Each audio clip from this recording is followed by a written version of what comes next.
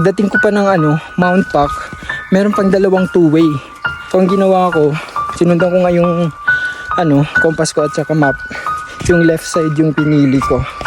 Then, ang ginawa ko pa, pagdating sa baba, meron pa siyang paangat.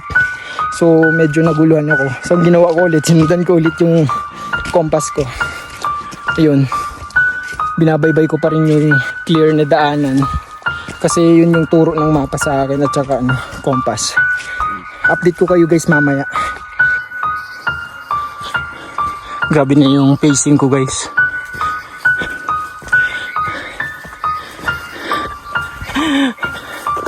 Takbo na ako.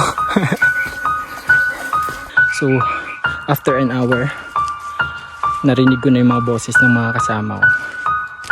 Nasa unahan sila. So, I did it.